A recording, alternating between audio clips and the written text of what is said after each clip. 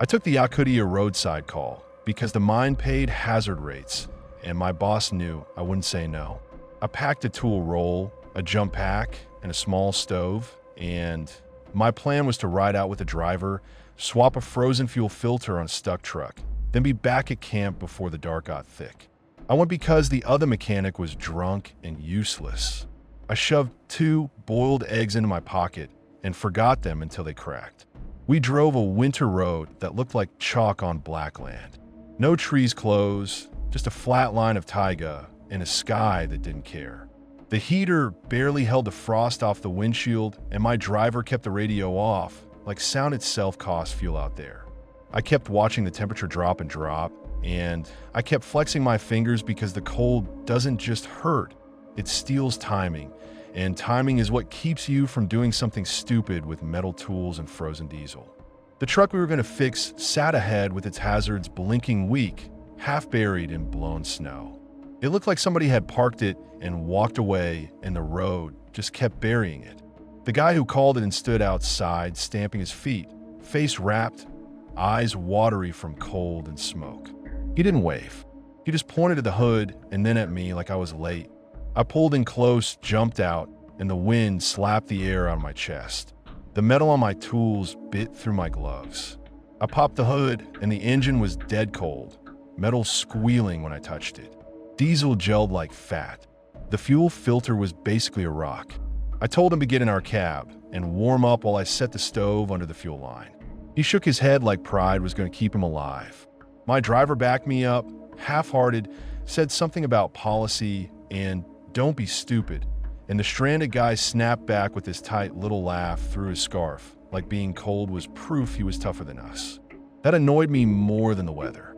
People always want to make this place a competition. It's not. It's just math. Temperature plus wind plus time equals you don't get to go home. I slid a board under the frame, wedged the stove in, and lit it. The flame flattened sideways. I cupped my hands around it and still couldn't feel heat. I cracked clamps, swapped what I could, tried to keep my fingers moving. The jump pack came out of the bag like a brick. The cable insulation felt like glass. I bent it once, and it snapped in my glove with a sharp pop. I swore so loud my throat hurt. My driver yelled from our cab window that I should hurry because the wind was picking up. Thanks, I guess. The wind shifted and hit us sideways. Snow started moving like a living sheet. Visibility dropped fast, the world turning into 2 hazard lights and my own headlamp beam getting eaten. Our truck idled behind us, and the exhaust hung low because cold air pins it down. It didn't rise. It crawled along the ground and rolled around our legs. I saw it drift toward the stranded guy's face, and I waved him in again, hard, angry like I could force him. He waved me off.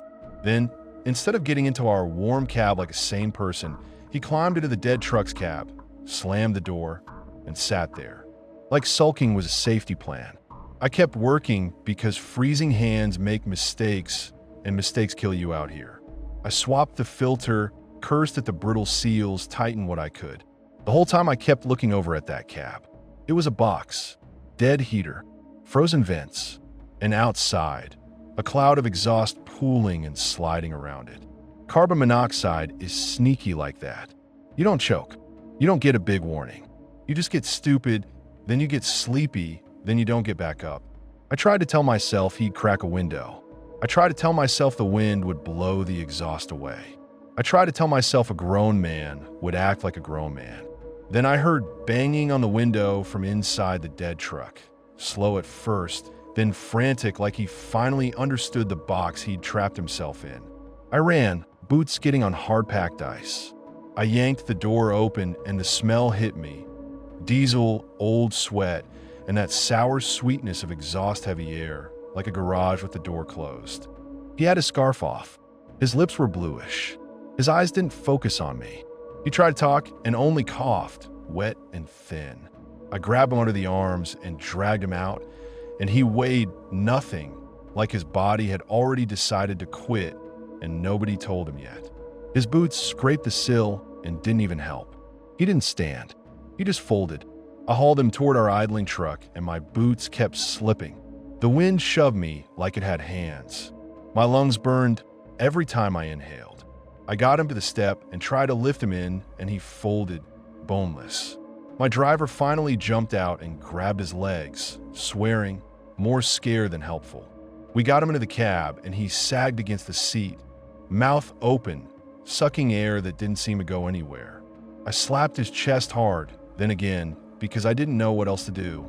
I cracked a window, even though it felt insane to invite that cold in, but I wanted clean air more than comfort.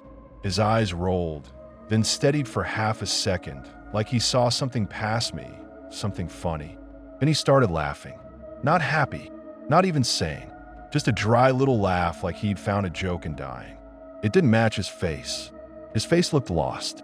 That laugh kept coming anyway, scraping and thin, and it made the hair on my arm stand up under my jacket. He kept laughing until it turned into a wet rattle and stopped. Just like that. No big moment. No movie shit. A rattle and then nothing.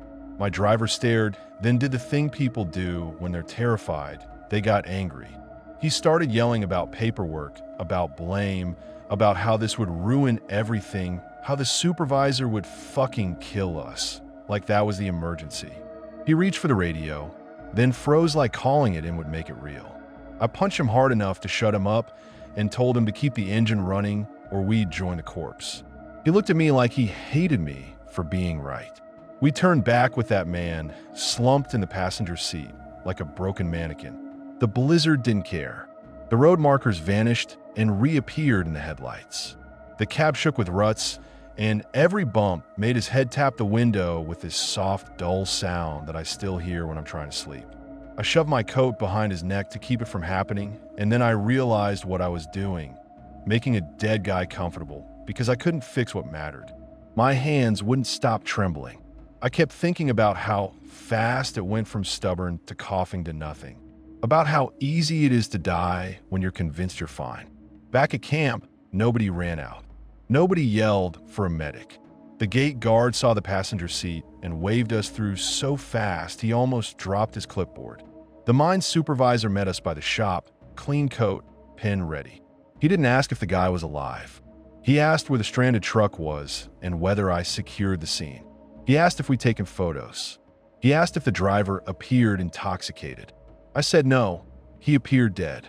The supervisor's face tightened, and he told me to watch my mouth. He said, ambulance, like it was a fantasy, like we were going to waste resources and make a fuss. He called a manager before he called anyone medical. They sat me at a table and slid a statement over like it was just another work order. They wanted me to write that the guy refused warming and was intoxicated. I never saw a bottle. I saw cold and carbon monoxide and pride. I wrote that. The supervisor leaned over, tapped the page, and told me to change it. My driver, the one I'd punched, started nodding along, whispering that we should just do what they want, that it wasn't our fight, that we had to think about our jobs. I wanted to hit him again.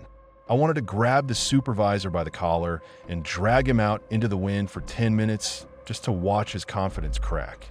Instead, I sat there with a pen and a cramp in my hand and the stupid knowledge that they would bury this the same way the road buried that truck. I argued until my voice went hoarse. The supervisor didn't raise his voice once. He just kept repeating words like protocol and liability and you're emotional, like my reaction was the problem. In the end, I signed a version that made me feel dirty. I walked out shaking and nobody stopped me because they already had what they wanted. Later, alone, I finally noticed the eggs in my pocket. They'd cracked and leaked, and the smell hit me and I gagged. Not because of eggs, but because it felt like a stupid joke. I'd brought food like it was a normal day, and now I had dried yolk on my pants and a man's last breath stuck in my nose. The camp moved on fast. The stranded truck got towed. The dead guy's hard hat disappeared. People stopped saying his name after a week. That's how it works out there. The ground eats everything and the company pretends it didn't happen. After that, my truck started doing something I can't explain. Every time I turn the key on a cold morning, before the starter even cranks, the cab speaker spits out a low burst of audio, 2 seconds, like a radio transmission. It's a man laughing, dry and rattling, the exact way he laughed right before he stopped breathing.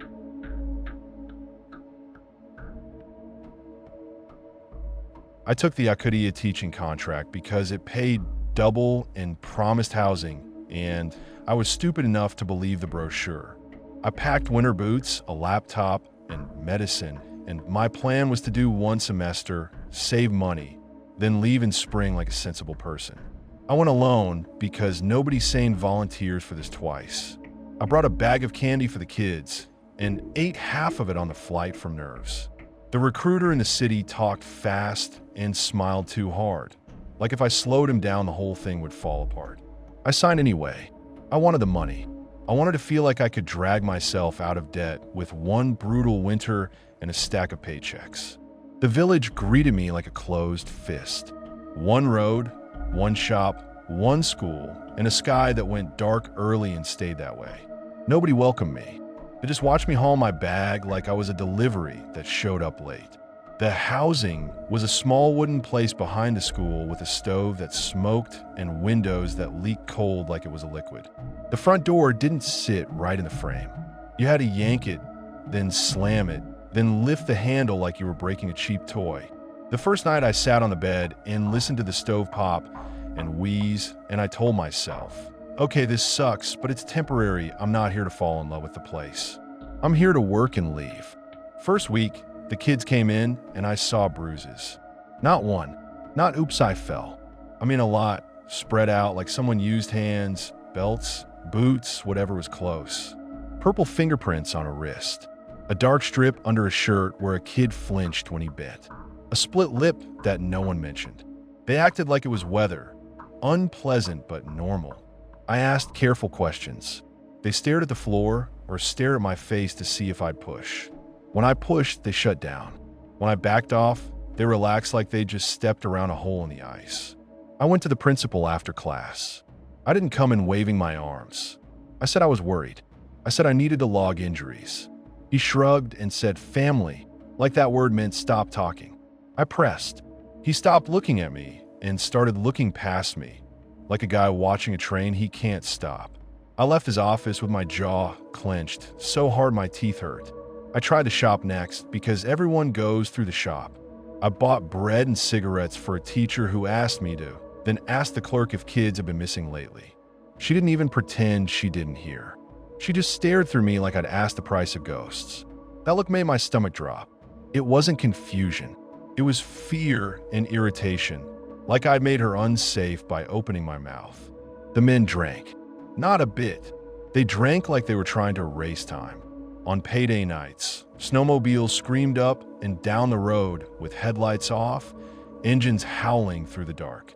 Sometimes you'd hear laughing, then shouting, then a thud, then the engine fading like nothing happened. At school, teachers walked around the next day with tight faces and told the kids to sit down and shut up. I stopped going outside after dusk because the air carried voices too far and I didn't want my name traveling. The second week, a student didn't come to class. Then another. A girl who always did her work just vanished on a Monday. I asked the principal. Family. I asked the teacher. She told me I was too sensitive and laughed like it was a joke, but her eyes stayed dead. I asked again, harder, and she snapped that I was going to get everyone in trouble. That turned into an argument in the staff room, sharp and ugly. Nobody defended me. Nobody even told me I was wrong. They just acted like I'd broken an agreement I hadn't known existed. I started keeping notes because I couldn't stand the feeling of being gaslit by an entire village. Names, dates, which kid had what mark and where, who was absent and for how long. I kept it simple and factual. I wasn't writing poetry. I was building a file. I filmed the broken lock on my door after someone tried in the night. I woke up to soft clicks like a key testing the wrong teeth. I froze in bed and listened. The handle moved once, stopped, then moved again. Whoever it was didn't want noise. They wanted to know if the door would give. In the morning, the metal plate around the latch had fresh scratches and the frame had a new split. I held my phone close and recorded it, my hands shaking because I needed proof that I wasn't imagining shit. I called the district office in town and got bounced between numbers until a tired woman told me to stop stirring shit. I told her I had kids showing up hurt, kids missing, and a man had tried my door at night. She sighed and asked if I wanted to keep my contract. I said I wanted kids safe. She said I was a guest, and guests don't accuse locals. That word, guest, hit me like a slap. I wasn't at a fucking dinner party. I was a teacher in a school. I sent emails anyway. I attached videos. I wrote like a professional because I thought professionalism was a shield. Then the hallway thing happened. A father came in drunk, eyes half shut, cheeks raw from cold, and grabbed his kid by the collar like he was grabbing a jacket off a hook. The kid fought, feet scraping, crying hard enough to choke. The father dragged him toward the exit. Other teachers stood there like furniture. I stepped in, blocked the doorway, and told him to let go. He looked at me like I was nothing. He shoved me hard enough to crack my shoulder into the frame. Pain flashed down my arm. The kid stumbled outside and hit the snow. The kid didn't get up right away. That's the part that keeps looping in my head, like my brain refuses to smooth it over. I yelled for someone to call someone, police, clinic, anybody. Nobody moved until the principal showed up, slow, calm, and pissed at me, not at the drunk. He said something low to the father, like a warning you give a friend, and the father yanked the kid up and dragged him away. I stood there shaking, shoulder on fire, and realized I was alone in a building full of adults. I reported it. I wrote it up. I pushed it. I sent the video I grabbed when my phone was in my pocket and caught the shove on audio and the kid's cry and the door banging. I thought paperwork mattered. I thought if I made it official, the system would have to respond. That night, my stovepipe got jammed from the outside. Someone stuffed it with snow and rags. I didn't know right away. I just woke up dizzy, head pounding, mouth tasting sweet and wrong. It felt like I'd been drinking, but I hadn't. The room swam. The stove still glowed, but the air felt heavy, like it had weight. I tried to sit up, and my body acted slow, like my brain and muscles were on different clocks. I crawled toward the door because something in me screamed that staying inside was death. I got the door open, fell down the steps, and vomited into the snow while the stars spun. I lay there with my cheek on ice, dragging in air like I'd forgotten how. I remember thinking, so this is it, this is how they do it, clean and quiet, no blood, no noise, just a stove accident. I forced myself up, stumbled around the house, and saw the pipe outside. Fresh snow packed tight right at the opening, and cloth wedged in like someone's hand had shoved it deep. I ripped it out with numb fingers. The rags smelled like old sweat. I stood there in the dark, shaking, and I didn't feel scared anymore. I felt rage, sharp and steady, like a nail driven into my chest. I packed in a rage. I didn't fold anything.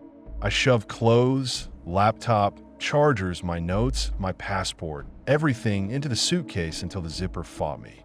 I took photos of the pipe, the stuffing, the footprints pressed into the snow beside the wall. I dragged my suitcase through snow to the only road and flagged a passing truck like a mad person. My shoulder screamed every time I lifted my arm. The driver looked at me, looked at my face, and didn't ask questions. He just let me climb in. The cab smelled like diesel and cigarettes and warm plastic. I sat there shaking so hard my teeth clicked, trying to breathe normally, trying not to look back like a coward.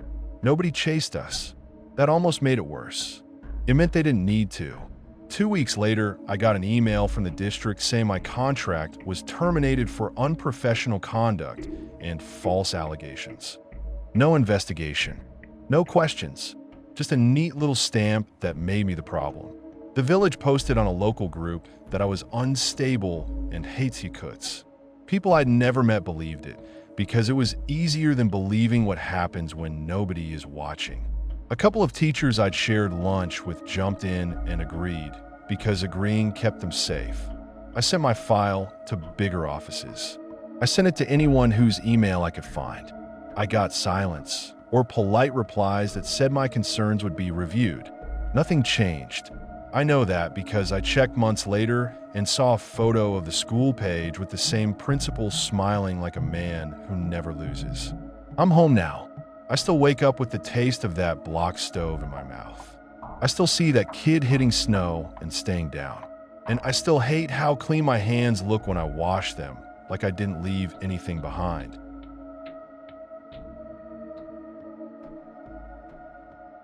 I took the courier run because the clinic needed insulin and winter doesn't wait for good logistics. I packed the cooler, spare gloves, and a flare, and my plan was to ride the river route at first light, drop the meds, and turn back before the day went fully dark. I went alone because the second machine was down and nobody wanted to lend theirs. I tucked a photo of my daughter in my chest pocket like a charm. I still tried to get help. I called 3 people. One told me his belt was iffy. Another said his wife would lose her shit if he went out. The third just didn't answer, which was almost kinder. I got mad, then I got focused. I checked the cooler seal with numb fingers, yanked on the straps until the plastic creaked, then threw an extra tie down over the top anyway. I topped off fuel, shoved a rope under the seat, and taped a flare to the handlebar where I could grab it blind. I kept thinking about how stupid was that one cracked strap could decide who gets to live comfortable for another week. I didn't want a heroic story. I wanted a boring delivery and a boring ride home. The river looked safe from a distance, white, flat, silent. Locals use it like a road. I followed existing tracks, kept speed steady, listened for the engine pitch that says the snow is getting wet. The cold chewed to my face, and I could feel my eyelashes icing together when I blinked. The only sound was the motor and that dry crunch under the skis. Every mile I told myself, keep it smooth, don't get cute, don't try to save time. I stood up on the running boards a few times to lighten the front end, and I watched the snow dust swirl behind me like smoke. I listened for that hollow drum sound under the skis. When I didn't hear it, I kept going. When I did hear it, even faint, I backed off and let the machine creep.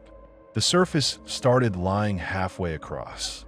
It wasn't a big crack at first. The snow just changed. My machine hummed wrong. The track noise went from dry crunch to a soft, damp hiss. I should have turned immediately. I didn't because the clinic was counting on me, and pride is a stupid fuel. I told myself the hiss was wind. I told myself the last guy's tracks meant it was fine. I leaned forward like that could bully the ice into holding. The ice gave under the front and with a sound like cracking glass. The snowmobile dipped, the nose punched through, and black water surged up like a hand. It hit my shins so hard my legs spasmed. I threw my weight back, gunned the throttle, and the machine clawed forward barely, skidding on slush. The handlebars snapped side to side. The front skis tried to dive again. I kept the throttle pinned and talked to the machine through clenched teeth like it could understand threats. I popped out onto firmer ice, and my whole body loosened for one stupid second. Then the cooler strap snapped. It wasn't gradual. It popped. The cooler slid off the back rack, bounced once, hit the weak spot, and vanished straight into the river like it had been sucked down. The hole widened and frothed. I saw the edge crumble in slow chunks. I watched the insulin disappear and felt my stomach turn to lead. I want to stop, jump off, grab it, do something. I even shifted my weight like I was about to step off, and the ice gave a tiny, settling crack that snapped me back to reality. My brain screamed at me to move. I chose move.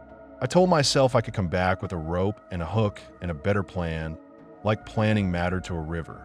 I didn't stop. Stopping meant joining it. I rode on, heart banging, hands numb, jaw locked. I hit another soft patch, and the rear end fishtailed, and I almost laughed like my body didn't know what noise to make.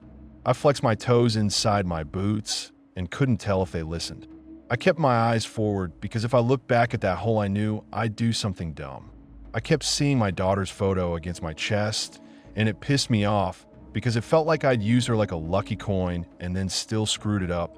I made it to the village with no insulin.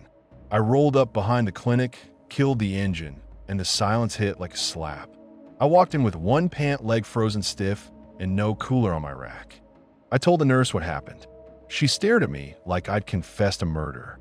She didn't yell. She didn't have to.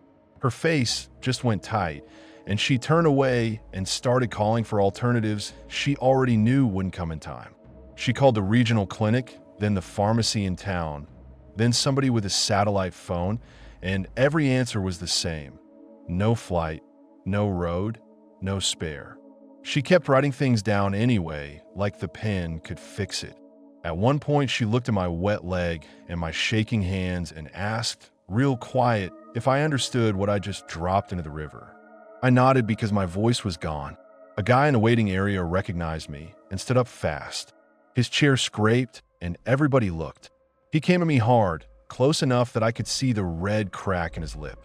He called me a reckless piece of shit and said his brother needed those shots. I snapped back because shame makes you mean. I told him to hand me his keys if he wanted a better outcome. He stepped closer like he might swing. The nurse jumped between us and spit out orders at both of us, sharp and ugly, like she was breaking up dogs. The guy backed off, but he didn't sit. He just stared at me like I'd already taken someone from him. I left before I made it worse. Outside, the cold hit my wet leg and it felt like a drill bit. I sat on the sled and stared at the empty rack. I kept thinking about that cooler down there, bright plastic under black water like a little coffin. I rode back before night because I couldn't stand the thought of going home warm while the river kept it. I didn't tell anyone I was going back. If somebody had tried to stop me, I might have swung at them. I followed my own track line like it was a confession. I found a hole by my tracks, bigger now, steaming slightly. The edges looked chewed. The slush rolled slow, patient. I tied the rope around my waist and anchored the other end to the sled rack, then yanked it until it bit into my coat. The rope felt pathetic, like a joke you tell right before you die. I tested the ice with the butt of my knife because that was all I had, tapping and listening, and every hollow thud made my throat tighten. I crawled on my stomach because standing felt like a dare. My elbows dug channels. My chest pressed down, and my zipper scraped ice. I got close enough that the cold coming up made my teeth ache. I pushed my arm into the water and felt nothing but current and numbness. Not pain, absence, like my hands stopped being mine. I swept left and right, trying to hook the strap, trying to touch anything solid. My shoulder burned. The current shoved my fingers sideways like it had a plan. The gloves stiffened. My skin went white fast. Pain turned into absence, and then back into pain in a wave that made me gag. I pulled back and tore the glove off and stared at my hand. My ring finger wouldn't bend right. It moved like it was stuck in thick grease. I tried again, and it just didn't. I got home and warmed up slowly, did everything correct, tried to keep the damage small. I sat by the heater and watched the finger change colors like a bad mood. Days later, it still felt dead. The fingertip stayed shiny and numb like plastic. I dropped screws. I fumbled zippers. I couldn't feel the heat of the mug on that side, and that scared me more than the pain. I stopped wearing my ring because it caught on everything and the skin under it stayed numb. Weeks later, I noticed something worse. The photo of my daughter was gone from my chest pocket. The pocket was closed. The button was still there. The photo just wasn't. I stood in my kitchen holding the jacket like it was evidence and checked that pocket over and over like I could bully reality into giving it back. I turned the jacket inside out. I ran my fingers along the seam. No drip. No ole. Nothing. I tore my house apart looking for it like it was oxygen. I dumped my gear bag. I checked my wallet. I checked the snowmobile seat and the little storage box and the bottom of the helmet. I crawled under the bed. I dug through the trash. I shook out laundry.